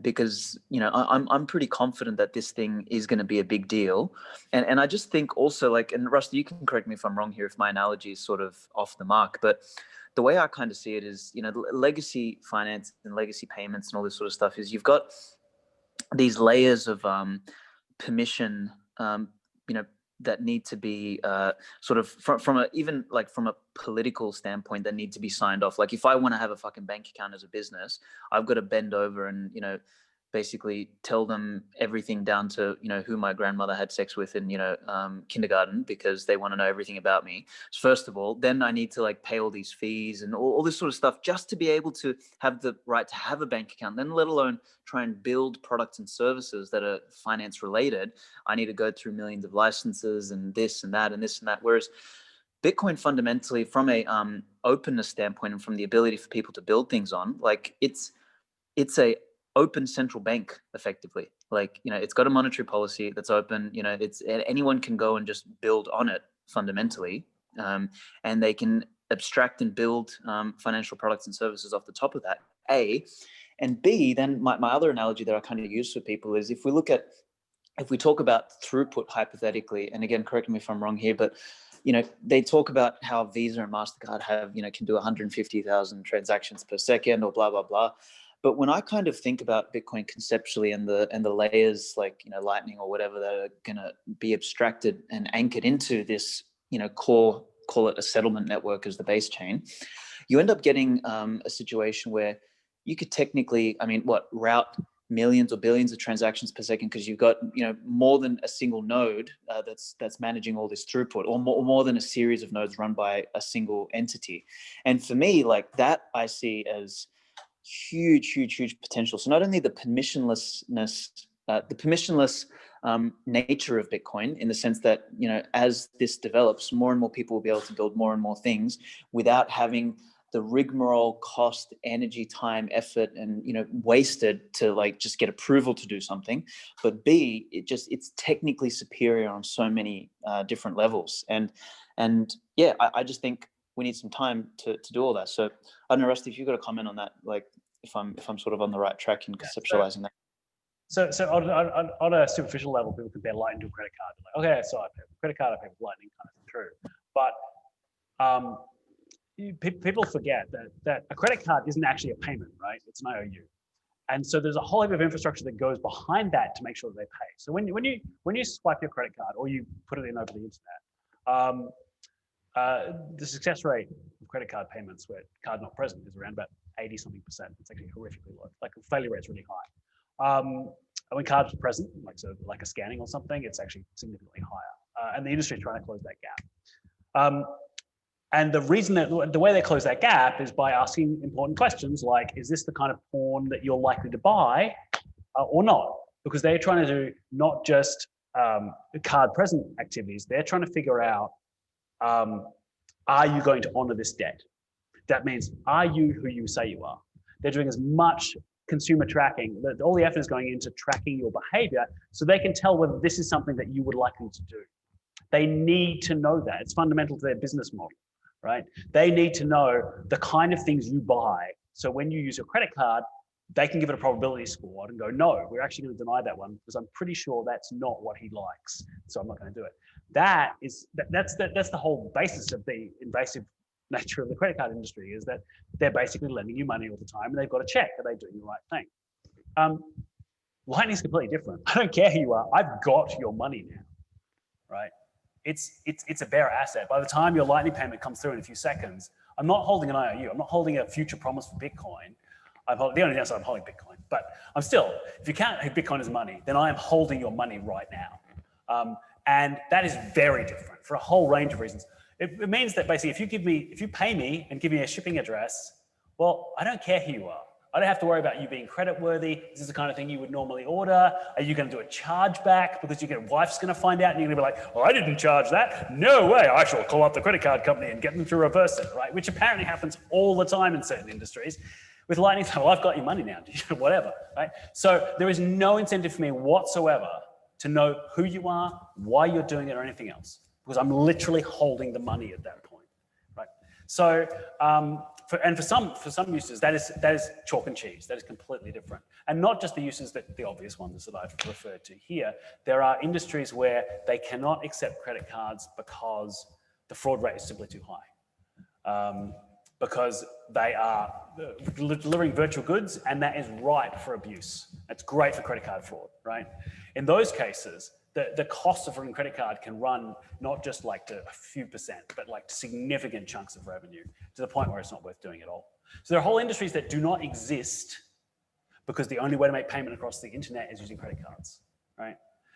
Can I point to the industries that don't exist? No, I can't, because they don't exist, right? So it takes time for these things to evolve. I think somebody will come out there, discover Lightning, probably someone who's completely outside the Bitcoin ecosystem, had an idea they always wanted to do that was never going to work before, and go, oh, well, crap, now I can actually do it. And I guarantee you it'll be something so stupid that I will say that will never work, right? Who the hell wants that, right? So true. And so you know, true. it'll kind of come out of nowhere. But yeah, so sometimes it's interesting to appreciate the differences. You can kind of treat it like a credit card payment on one level, but on another level, it is completely different, and in some important ways. So it may not be the fact that it's in Bitcoin. It may not be the fact that it's permissionless and borderless. It may just be the fact that it's not credit, and it's actually settled. For some uses, that's incredibly important. And because we've never had it, it's hard to say what you use it for. Such a good point. It might even be important to stop people from hodling and make them separate with some of their Bitcoins, right?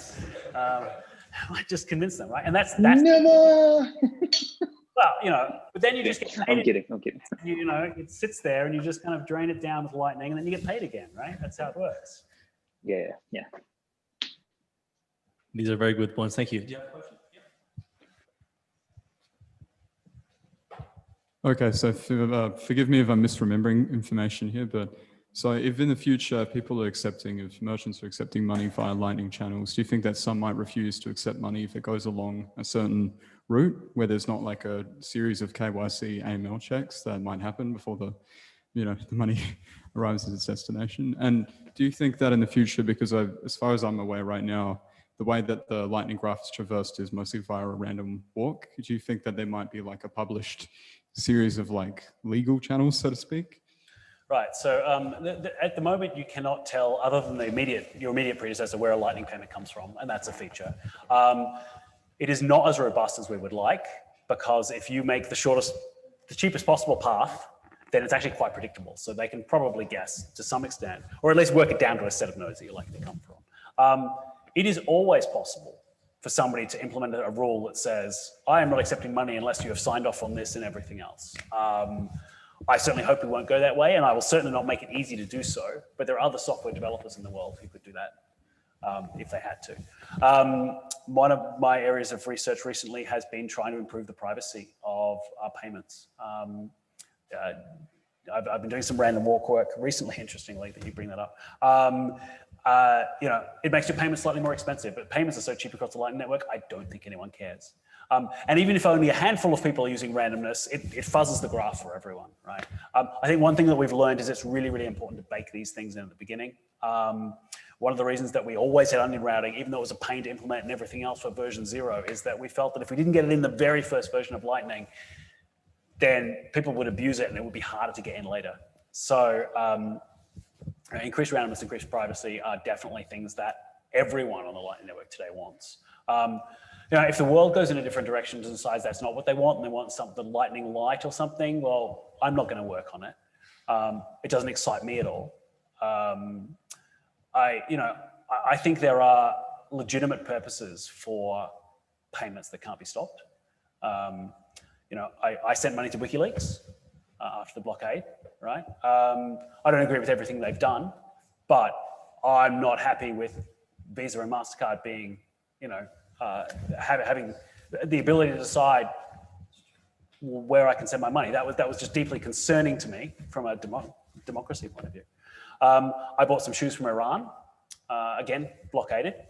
It is nothing illegal, as far as I know, about buying a pair of handcrafted shoes from an Iranian leather maker. But no, I'm not wearing them. I should have bought them. I'm not wearing them now. And of course, in Bitcoin terms, they were now eye-wateringly expensive. But at the time, yeah, it was send some Bitcoin and get some shoes. Like, oh, cool! Look, it actually worked. Amazing. That's important to me. I had a friend who had lung cancer, and in the terminal phases of that, one of the treatments that's recommended is cannabis-based products. They are illegal in Australia. With lung cancer, it's difficult to smoke, which is the most easy way to get it. But there are things that you can buy on the internet, it turns out. So fuck you, I'm going to buy it, right? That is important, Yes. right? So privacy for me is essential. The ability to make these payments, and certainly in places where the government might be less enlightened, it's incredibly important. So that's what I'm working on. That's why I'm working on it. If other people choose not to want it, then I'll be on my own. But it is important to me, and I think it's important to all the other Lightning developers that I've spoken to. This is seen as an essential thing in a payment network. To some extent, the small payments you make perhaps tell more about you than the large payments. If you know that I pay my mortgage every month, it's not very interesting. But if I were to tip every website I visit and you could follow that trail, that might tell you much more than I'm comfortable with about certain sides of my life that I might want to share in public, right? So, I think privacy is essential, and I will definitely be doing everything I can to make it as integral a part of the Lightning Network as possible. Yeah.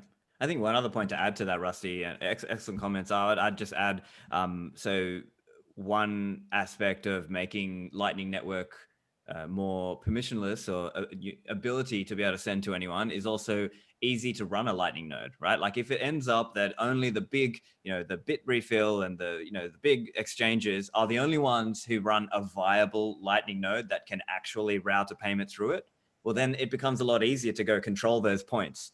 Whereas if it's easy for everyday Joe to run his own Lightning node, and maybe he runs it for his family or his community, well, then there's more of a fighting chance there. So that's also something as well that's worthwhile, that if you care about having the ability for this, well, then you've got to help encourage other people to like take that sovereignty into their own hands. So that's a big part of like what we do in our Bitcoin meetups, is we're trying to help teach people, hey, if you want to be sovereign, here's how. We're going to teach you the tools and you can take it for yourself. Yeah, absolutely. A Lightning node in every pocket would be fantastic. Right? Well, one pocket for your Lightning node, one pocket for your Bitcoin node. I'll follow on with another question, or actually more of a statement, so it'll create some discussion. Back in the day, you could say money came about through trade, transaction, barter, that sort of stuff. It was very localized. As trades started to expand, they looked for something that's a bit more universal. I guess powers that be found this is a great way to control populations, so they naturally assumed the power to mint, and that's what we have today. It's kind of being rolled up to that point now where the right to issue currency is the state, and counterfeiting is treason, right? It's bad. But maybe that's just the peak. Maybe we're falling off over the pinnacle, and as on the way down, we're going to go back to a state where there are multiple currencies, and maybe it's just not geographically based, as in the past where currency was a physical, tangible object you had to shift around the place. But maybe now, with the internet, virtual, we can have currencies for different purposes. And this kind of goes back to something you mentioned, Rusty, about someone coming up with a great use for a crypto. I'm always waiting for when you can buy online storage through a cryptocurrency, preferably not Bitcoin, because I wouldn't pay for it with Bitcoin, but something else. And the reason being that something else being like, if it's just native to that function, because I don't want to price. If I wanted to upload, a couple of gig to the cloud, and then next month I might be, offering some storage myself. So that whole value system is tied to the cloud, how much data I'm using, how much I'm offering, how much space. It's got nothing to do with what Bitcoin's worth, or what the national debt might be, which is the value of the US dollar versus the Bitcoin, whatever. Wait, hold on, wait. Okay, I'm going to stop you there. If the purpose of money is to trade, then having a different money for every type of object seems to undermine that goal mentally. But you've also got an incentive problem here, is that, and there have been private currencies in the past, and if we didn't have Bitcoin and this wasn't in the picture, then perhaps we would see a return to private currencies. Facebook, Libra, and stuff like that would start exploding. As people lose trust in government currencies, they might go back to private currencies, but they have proven to be even worse, no shock here, than government currencies. So, it's sort of like, okay, so we went from this to sort of, government currencies as maybe like the least bad person to run your currency. But I like the idea that perhaps we can evolve to the point where we don't need a hand on the tiller. We can choose to have one that doesn't have anything, in which case we absolve government of that function. Now, I'm not sure that they will see it that way. But the idea of separating money and state is a fascinating one. But I don't see it as being this, you will have a Dentacoin for your dentist and everything else. I mean, that seems to undermine the whole purpose of money, which is to exchange different goods and services across time and space. And having different monies is probably the stupidest possible answer to that question, because I think you've just made everything worse. Yeah, Rusty, I think you just nailed it. Rusty. Okay. Are there any other questions? Alrighty, if there are no other questions, I would like to just offer, you guys want to speak about anything else in the panel? Otherwise, thank you so much, everyone, for coming. Thank you for the panelists for offering their time and their knowledge. And I hope everyone took a little bit out of experience from here today. Thank you. Thanks, guys. Thanks for having us. Hey, thank you Thanks, guys. team. Thank you. Bye. Ciao. Hey, what's up? Someone saying what's up to me? Are we still live? No. I don't know. Seems to be live on YouTube. Yeah, really. Can you still hear? Can you still hear us? No, not sure. I don't know. Tell them all your Alright. secrets. Tell them your private keys. It's saying to the bottom of the lake. Yeah, of course. All right, man. Well, I'm gonna run. Good seeing you, man. I sent you Sure. guys just an email about half an hour ago with Sure. hopefully the rest of the stuff. Oh yeah, So yeah, I think I got it. Yeah, thanks, man. cool, man. All right, buddy. Well, look after yourself. Let me know if you need anything else, and yeah, we'll chat soon. Oh, actually, and did you also get the shareholder update on Amber from Amber? I think so. I'll Yeah, I sent that last night as well. yeah, sure. Thanks. Cool. Bye. All right, bro. I'll look- Take care, man. I'll I'll look- chat to bye. you soon.